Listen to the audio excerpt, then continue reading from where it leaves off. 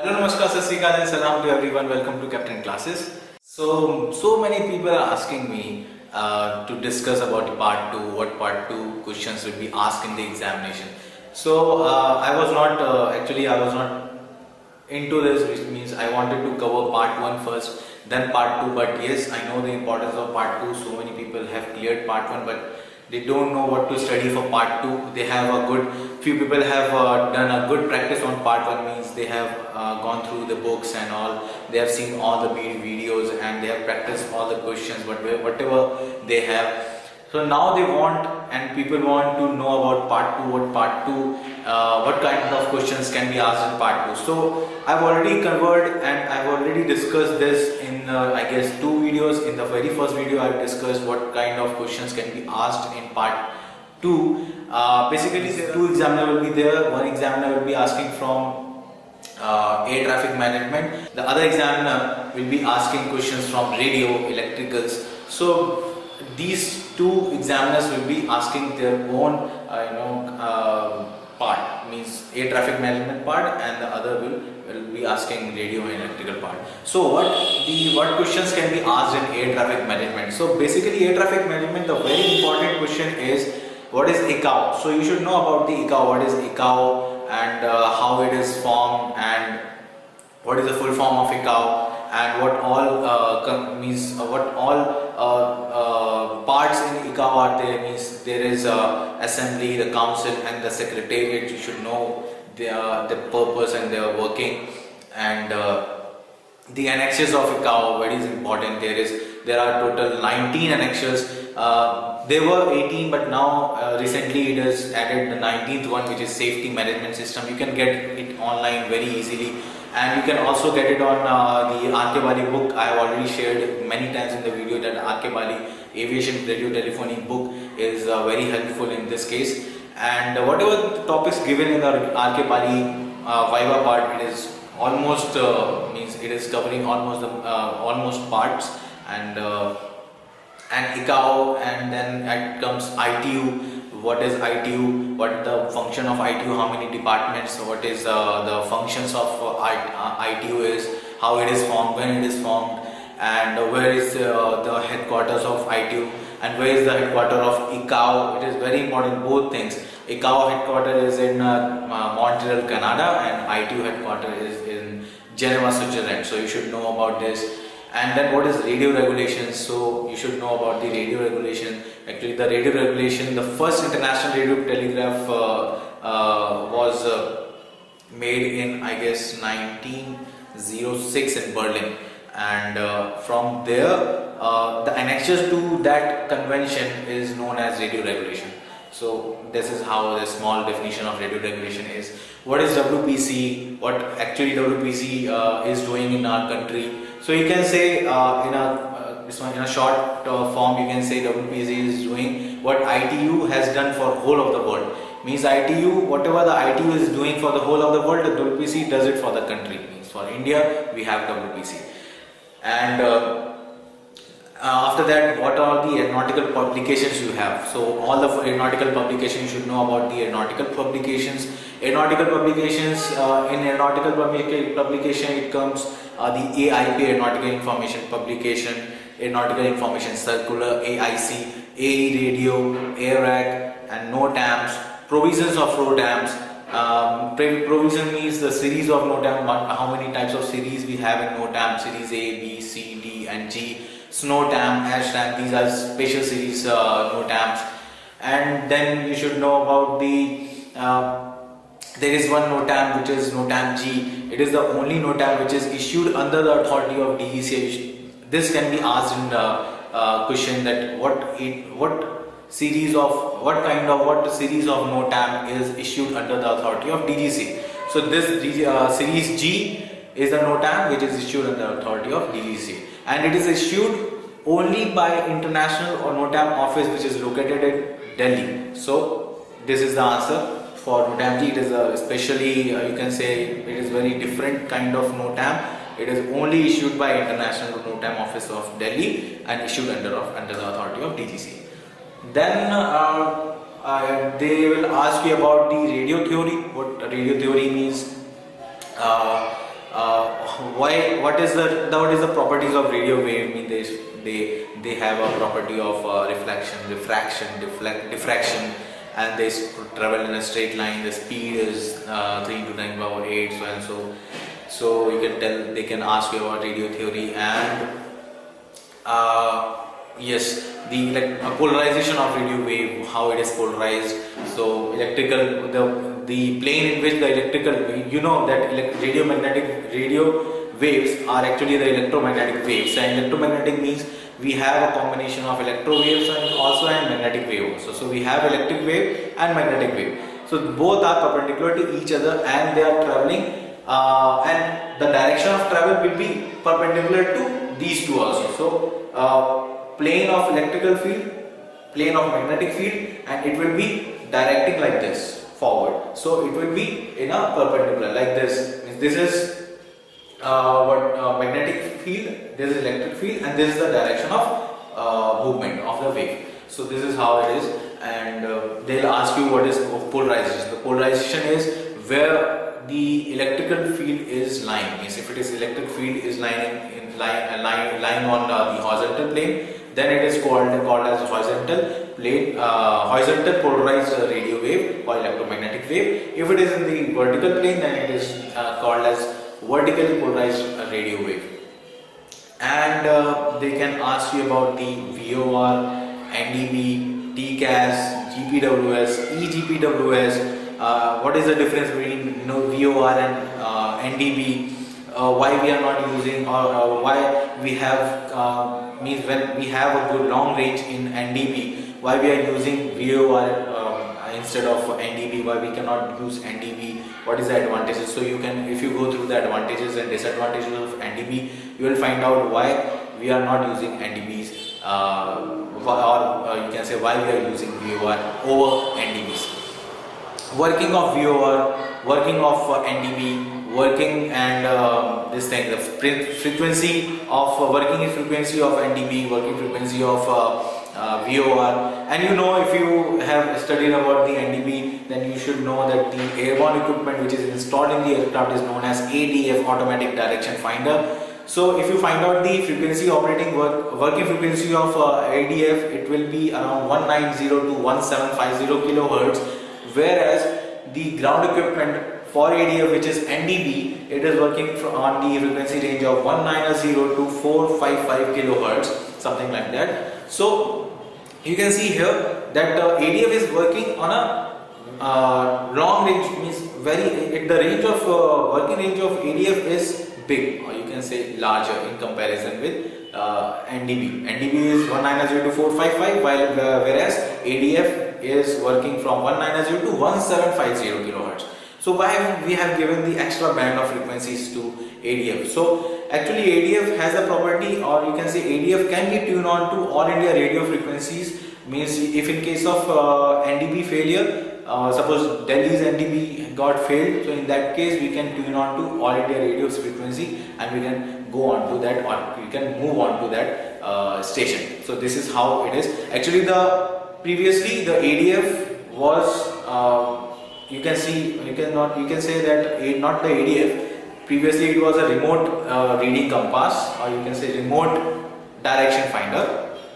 So it was working as per the all India radio's frequencies. Means there were no NDBs previously. So we installed radio equipment in the aircraft, and we were like rotating the antenna towards wherever suppose we want to know where is the all India radio of Delhi is situated. So suppose it is situated at Chandni Chowk. So Chandni Chowk is around, suppose from my heading it is at 45 degrees, but I don't know. So I will move my antenna by hand, and where we will get the maximum you can say strength, there it is there is the direction for, you can say, the all India radio's transmitter. So this is how it was working. But you can say ki, as the traffic increases, people were like ki, we cannot work on these very restrictedly, or you can say very less installed instrument on ground to rely on. Means we have to fly over the world. We cannot use 5 ground stations just to maneuver, or you can say just to navigate throughout the world. So we installed NDB. So NDB is nothing, it's just broadcasting the radio waves in all direction, and the aircraft is having the instrument, or you can say the receiver, and we will now rotate. Now it is not rotating by hand, we are rotating automatically. We have an antenna, we have made an antenna which is automatically searching the the signal strength and giving the correct relative bearing to the station. So in ADF we are using loop antenna and sense antenna. So why we are using loop antenna and sense antenna? So with the help of only loop antenna we will get the 180 degree ambiguity, because loop antenna is not capable to give the direction. It will give either from the right side or from the left side. The station is there, but where exactly it is. So to find out which is the correct direction, we have installed sense antenna. With the help of sense antenna, we will get the correct direction from where the signals we are getting. So ADF is this, and why we are not using ADF these days, or NDB, why we have taken priority over VOR, not NDB, and what is TCAS, what is GPWS and eGPWS, what is GPS, how it is working, and what is mode C, transponders, mode A, mode C, mode S. So mode A is the transponder in which only identification is only transferred to the ground station or transmitted in the signals, and mode C will get we are giving identity plus altitude, whereas in mode S we are giving more and more information plus identity and altitude. And what is primary radar, secondary radar? Primary radar is simply we are working on echo principle. We are transmitting something, after getting reflection we are receiving the same getting the same signals, and we are calculating the travel time and reception time, means total travel time what we are calculating, and we are finding out the distance from the ground station to the aircraft or whatever it is. So the disadvantages of primary radar was like we cannot detect aircraft only, means the reflection will be getting from the stationary objects like building, mountain, etc. So we have introduced secondary radar. In secondary radar we are actually giving pulses of train, and the airborne equipment, whatever the aircraft is, it is also having the airborne equipment which is known as a transponder, ADC transponder. Now ADC transponder is getting that signals and replying back on the different frequency. Now I am getting the information on the different frequency and I am calculating accordingly. So this is how it is, the primary radar and secondary. You can search on net also, there are so many things. I am not discussing each and every point in the primary and secondary radars. Primary radar needs more power to because the travel distance is more, means if you want to get a range, you have to transmit in such a power so that it can get reflected back and you can get a reception from after getting reflection. So this is very important. But while in secondary radar we just want to transmit over that point where the traffic or the aircraft is.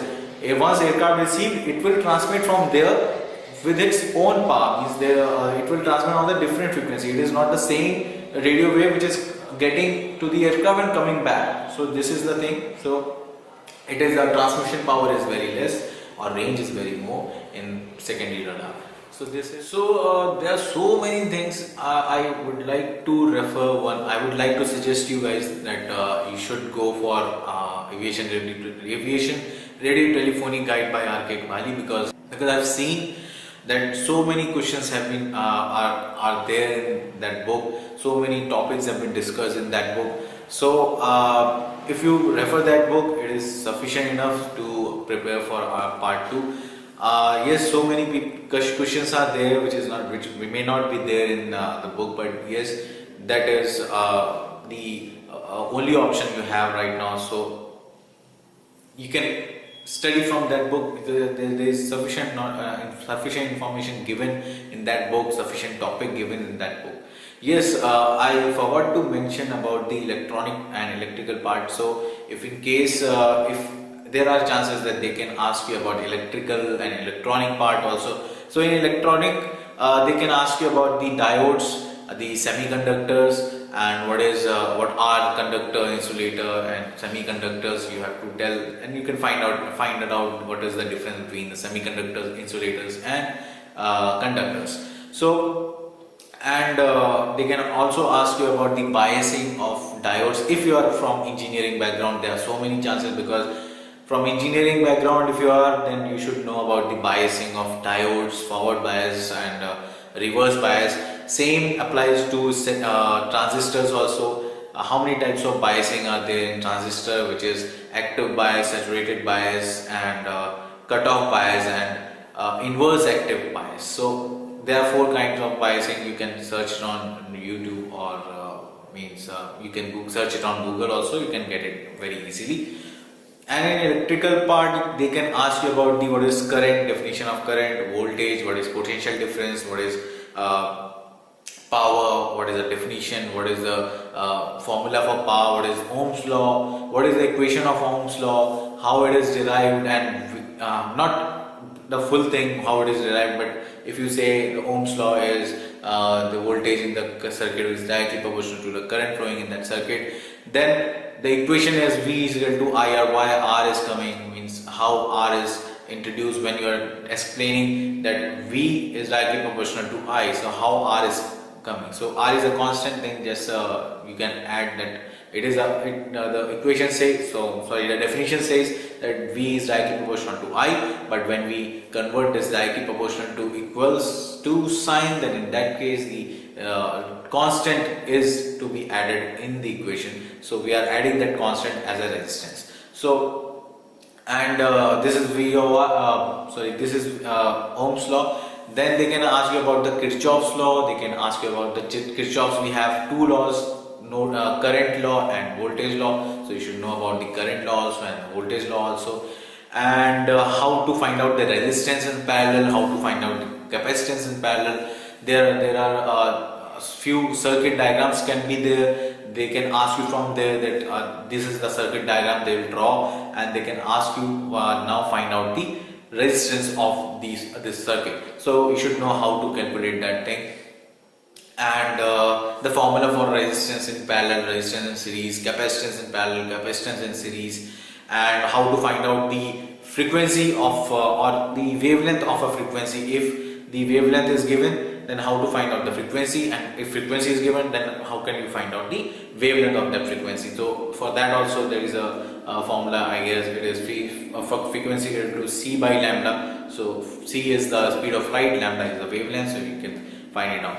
And the very important part is antenna. There's many of the time they have asked about the antenna, how antenna is receiving, and what kind of antennas you have seen, how many kind of antenna you have seen. So you can say parabolic, the antenna we are using in the dish TV and all the DTH services we are providing. So that is the parabolic antenna. And you can also say the whip antenna, which we have in the car, or on the, you can say on the radio. We have the aerial type of antenna, that is a whip antenna. And they can also, yes, the very important type of antenna is Yagi-Uda antenna. Please study about the Yagi-Uda antenna, because many of the time they have asked specifically for Yagi-Uda antenna, because this is the antenna, you can say the best antenna during its time. But nowadays we are not using Yagi-Uda antenna. If you know about the Yagi-Uda antenna, if you don't know about the Yagi-Uda antenna, it was the antenna, same antenna which we used to install in our home earlier in around 90s. It was the antenna with a plate, and we have a round of this thing, the the tubings we have, round tubings we have on the single plate. I mean, this is the antenna, and you can yes.